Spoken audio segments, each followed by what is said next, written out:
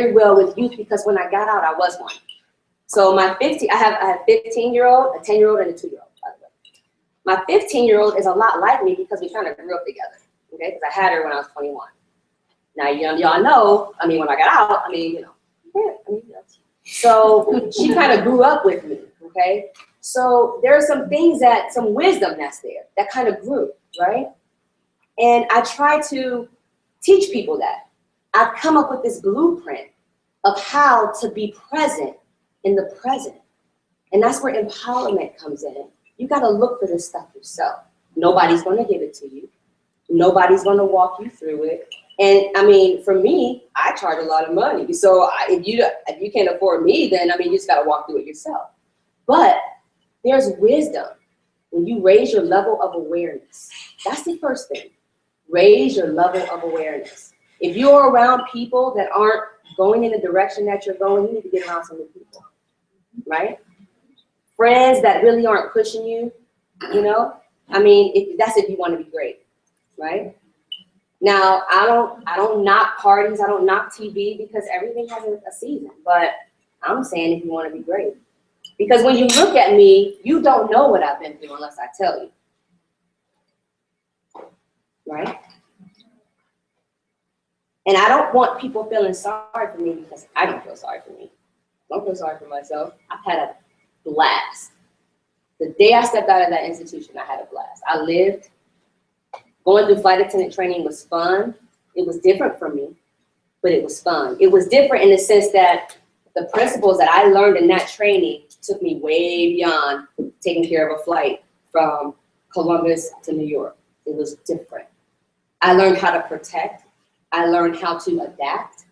I learned how to help others adapt because on that flight, if the plane starts shaking, guess who the passengers look to?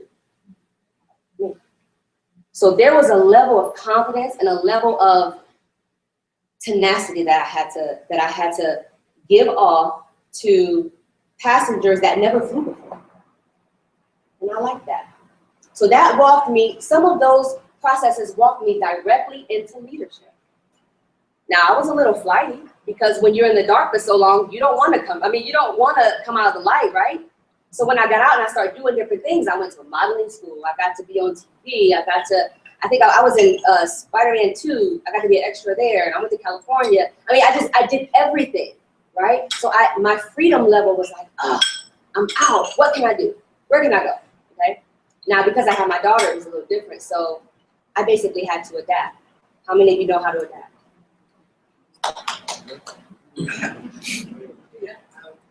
Yeah, and it's not easy, right? So I guess when we're talking about empowerment, I guess what I want to make sure that I get in your soul is that empowerment is not going to come from anybody but you. You can't read about it. You can't study it. When I sit on a panel with psychologists and people with PhDs and doctors, and they mean well, you know, and they begin to talk about this. They begin to talk about this process that you go through as a youth when you're going through something and how it hurts, and they begin to talk all this. I'm like, no, that's not how it goes. It goes a little something like this. The difference between me and them, I don't have a PhD, but I lived it, so it makes me just a little different. Okay, and there are things that you guys have on the inside of you. There are experiences that you've had on the inside of you. Now, I hope it's not, abuse and things like that. But even if it is, there's something on the inside of you that somebody else needs. And that's when I realized that I couldn't run from this anymore. The first time I told somebody, they looked at me like I was crazy. The second time I told somebody, they did not believe me. The third time I told somebody, I never heard from them again. I don't care. Because I had to learn to talk about it. We have to learn to talk about it. If we don't utilize our communication and talk about things will never get done. Now, I'm not saying you can speak things into existence because you can't, not without changing behavior, but we need to talk about it. So tonight, I want to empower you. Everybody in this room has something to offer, and I'm not talking about your job. I'm talking about what is it on the inside of you that's for somebody else. You don't have to talk, you don't have to tell your business all the time. When I started talking about my story, God said one thing: you are to protect the reputation of other people.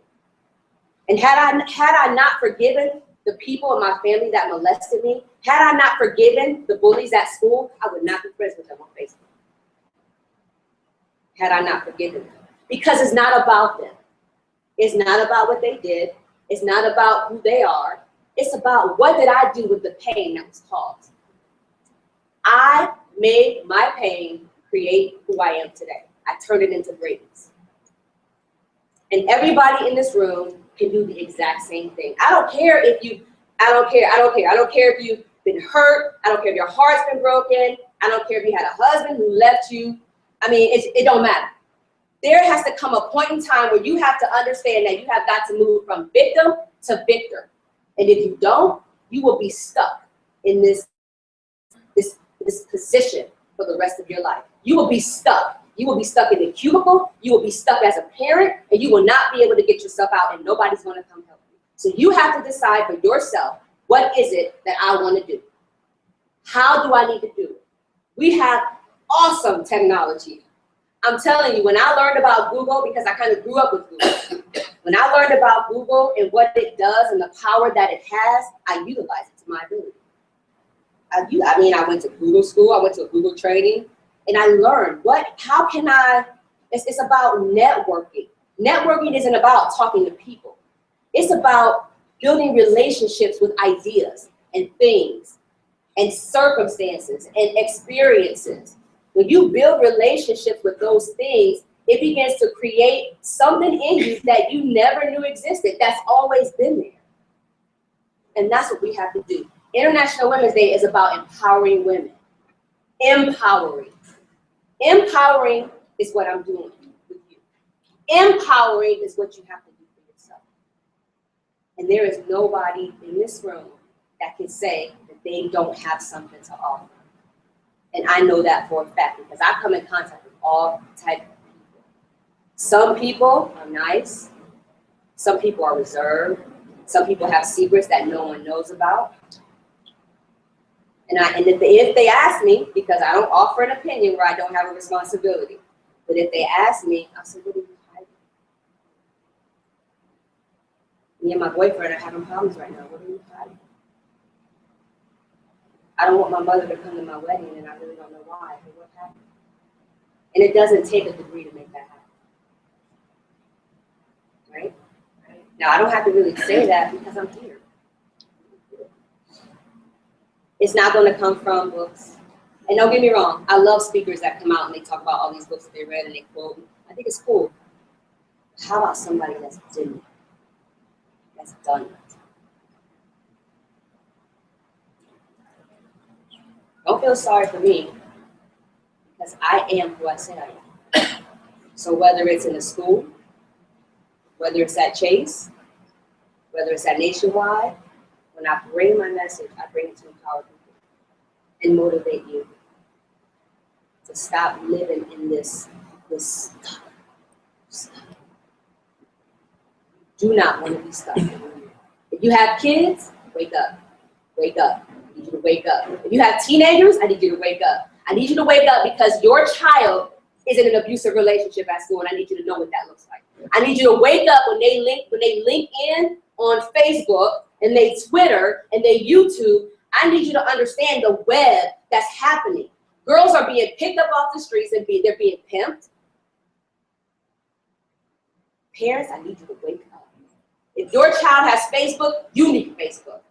If your child has Twitter, you need Twitter. If your child is on their way someplace and you don't know where they're going, they don't go.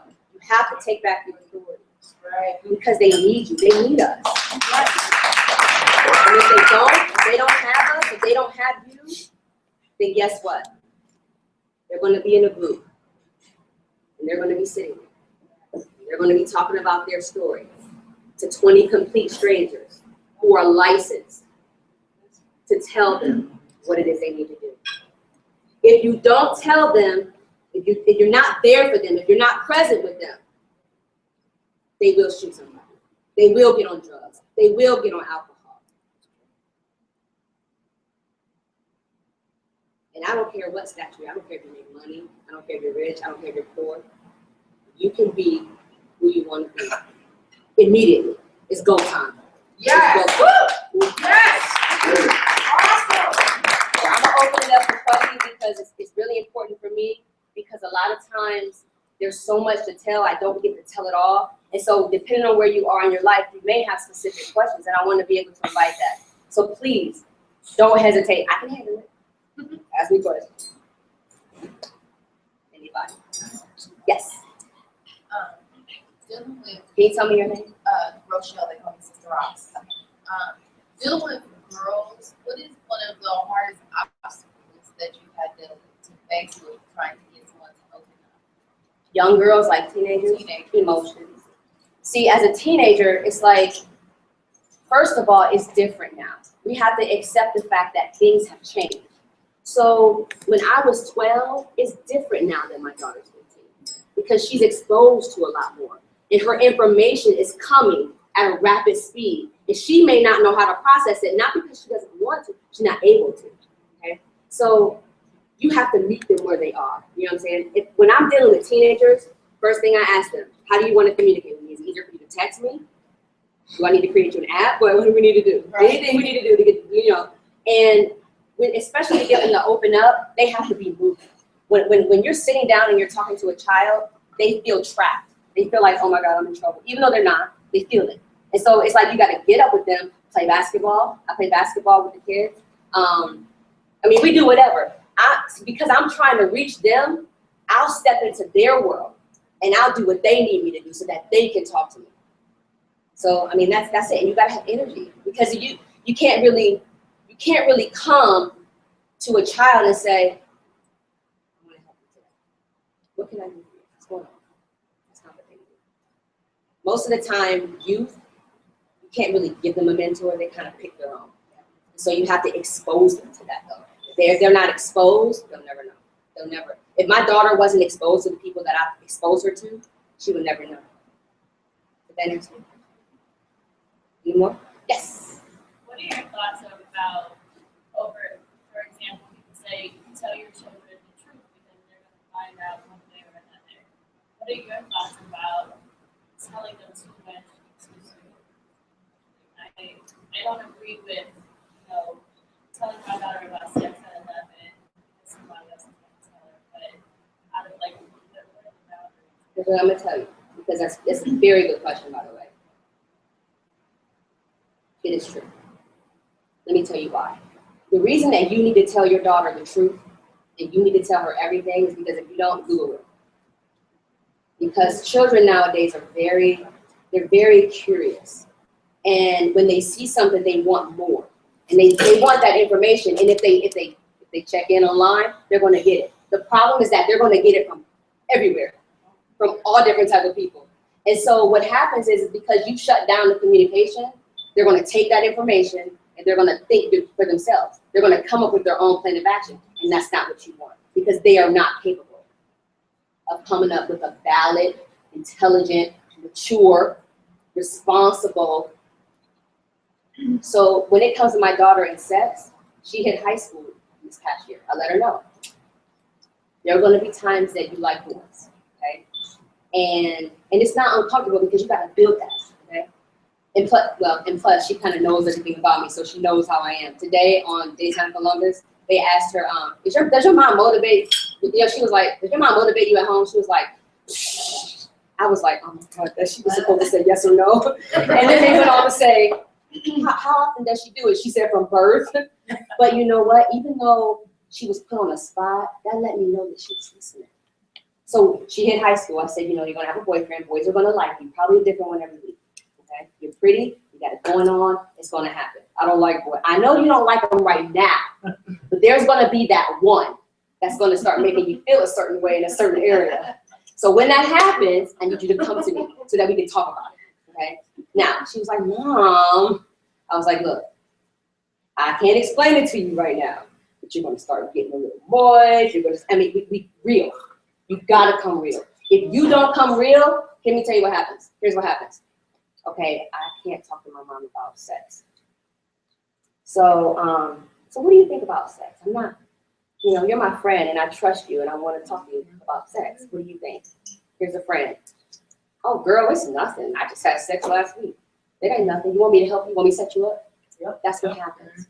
So if you don't become that filter for her, and it's really simple, because you give her the facts and you let her know that you are available for questions. You don't really have to tell her everything, but just let her know that you are available for questions. And when she comes to you, be ready. Because when you get that trust factor going with your kids, they will ask. And when they will ask, it can't be none of this. When she told me that there was a boy that was interested in her, mommy bear. I was trying my hardest. I couldn't have an expression because I needed to be there for her. And so she opened up. And I was like, oh, what's his name? You know? So you gotta be that filter. Because if you don't, you will. You are the primary example of who she's going to be. You gotta open it. Right? I just want to say you're absolutely right. My daughter came with she's a beautiful girl. She had boyfriend when she came into the world. So I wanted to be the good mom. My mom never taught me nothing. And like you, my friends, I got my information, my wrong information from my friends. And I thought, I'm not going to be like that. I'm going to want. But it was very hard because we have very strict morals and religion. But I said to her, you've got to be able to talk to me no matter what. I may not like it, but I will listen and I will not judge. And so the one day, she was 18, and she said to me, Mom, you remember when you said I could talk to you about anything, and this is one of those times. I had to take 10 seconds to not have an expression. You gotta play it off. Yeah, but because I always believe that I didn't want her to be the kind of person that was so afraid to tell me something that she would murder a baby and leave it in the trash because she couldn't tell me. Exactly. So I didn't want to be, because I'm scared. People would say I'm scary. So it's like, I didn't want to do that. So you're absolutely right. So that proved that. Because when she did, at the time, I thought it was I wanted my baby. Right. But now I look back and I think I did good. Because she did come to me and I was able to say, okay, we're going to go to the doctor. You know what I mean? We're going to do it right. You go be strong, and I'd rather you tell me this than there would be something worse. You know what I mean? So, yeah, it's hard, but she's right. I think if you don't get it from your parents, you're going to get it from whoever. And sometimes the mentors may not have the same values you have. And I'm gonna go ahead and dispel the myth because I can, because see, there were all kind of cultures that were in that institution. Doesn't matter the culture. And I think what was great that maybe you didn't hear it because it was in the moment is after the Marshall and Sean, the hosts of Good Day Columbus, once they said, oh, so your mom's hard on you all the time, right? And she said since birth. What she said after that is, it's not hard being great. It's easy to be great now. That was huge. So those segments will be on Facebook and everywhere else. You can go to Good Day Live Columbus's website. But I think that's a testimony to what you're saying is, yes, you're honest, you had that conversation. But what Tamaya came out with was, it's not hard to be great. My mom taught me how to be great. And don't get it twisted. She still gets grounded. I still take the cell phone. We still go head to head, but she respects it. But let me, I'm gonna come to you, but there's a myth that other cultures don't go through that. There's a myth that Black people, white people that come from, POW, people that come from, the Hamptons, that they don't have kids that go through that. And I'm here to say that that's wrong.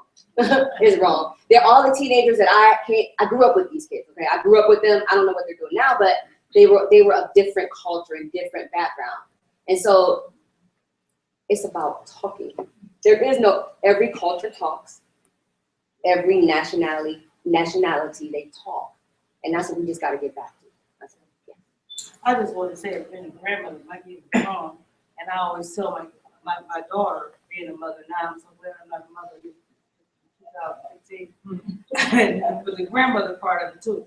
When I started with my daughter and passing on, as far as sex is concerned, is to celebrate when they step over to womanhood. So the mother generations, like 4 generations and aunts and all of us come together and celebrate. And my granddaughter, she is real shy, and she like, well, come on, why are we got to tell all of them to celebrate? Because everybody can share together, let you know the responsibility and what we're looking for in our children. So that's the thing I've just started the family doing, and it's like we got to celebrate because she came on now. This is right here. And she made a It good opens point. up a lot of things as far as sex and everything. It A lot. opens it up. A lot, and I'm gonna tell you one of them because, and I wrote about it, it's in the book, but my daughter began to ask me questions about why I do certain things.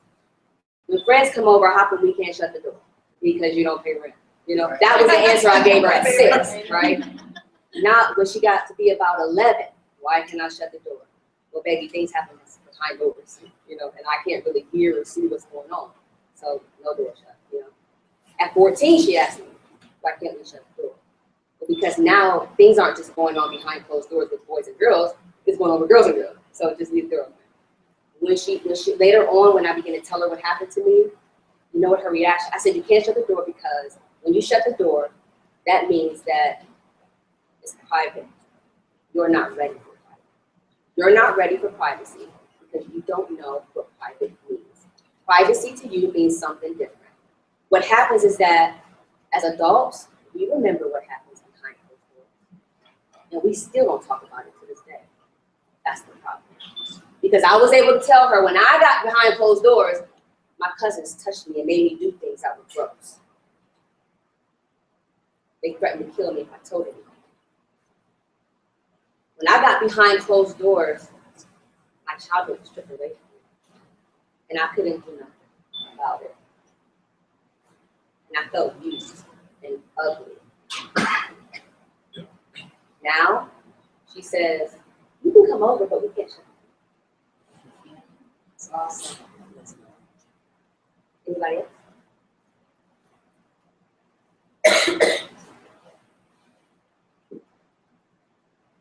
Yes. I have a question. I just want to say thank you for sharing your story. I think it's amazing how you put this on. Congratulations on everything that I had no idea what was inside. Connected and now seeing you and sharing your story. I'm more connected to you because of our communication shared. So I just want to say thank you for your courage. We work with girls every day. And sometimes we have to take the time to listen to them, have that communication, and we hear a lot of things. We have to have that face of that shock, like, what's wrong? I don't hear so good. So I understand that, and I just want to recommend you. And thank you for You're welcome. Thank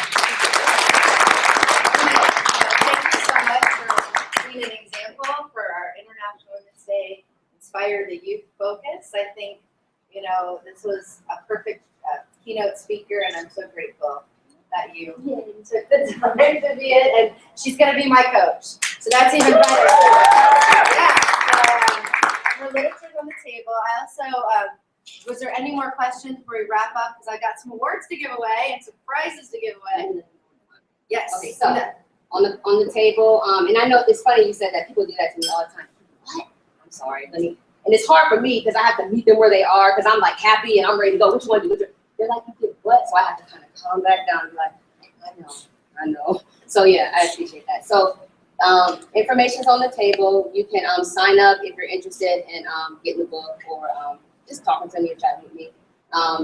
Always open for that. You can visit the website, TammyJoJohnson.com, and yeah, just connect with me on Facebook, whatever. I'm here. I mean, this is what I love what I do. So feel free to, you know, call me. I'm going to answer. Don't have an assistant. Well, I have an assistant sometimes, but you know, I'm gonna get back with you. You know, I'm not on none of that other crazy stuff. So, yeah. If you don't mind, please, we have a testimony, great comment. I would like to record it in part of our video journal. 1 minute, 30 seconds. How Tammy touched you. Yeah, we definitely would love for you to be able to do that for Tammy Jo. After we wrap up the festivities, we'll start moving everything out there so that we get this all cleared up. But you can congregate in the lobby and grab some literature and have. Oh, I get a gift. I knew you were going to do that. I knew you knew, but I knew that. So I asked her which one she liked better, and she's like, that one. She's like, I gotta give it to her. I'm like, so again, this is, thank you again to Ariel Esterline for taking care of our awards. This is actually one of the symbols that I use that's part of the International Women's Day logo. If you look at the center, for me, it means infinite love. It's a healing symbol that came to me from doing my holistic and healing work, and I really, really appreciate that the artist I picked already had it and already knew it. So Thank you. here's some more good luck for you.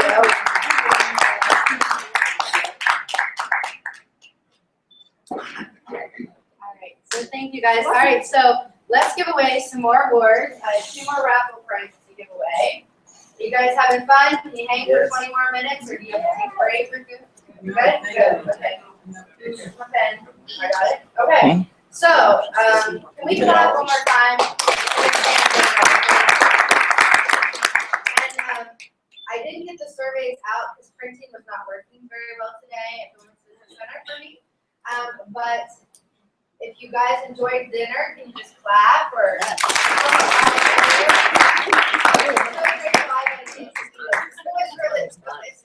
You hated it? No, I was. Okay, good. Well, I'm glad. So thank you, Angie, and the staff here at Monaco's Palace.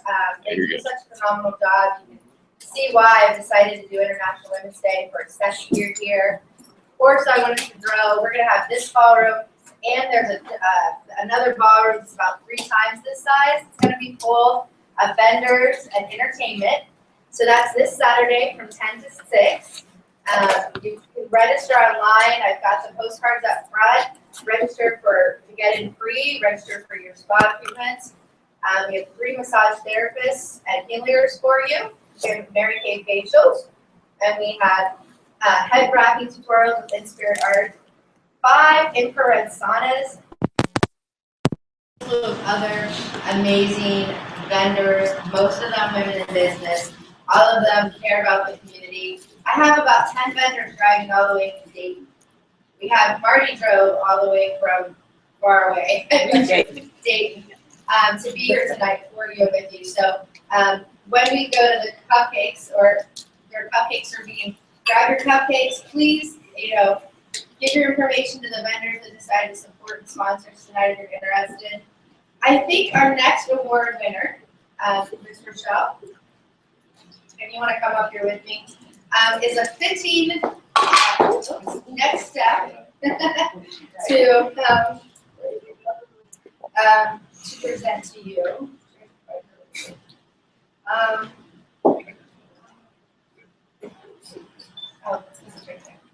One moment.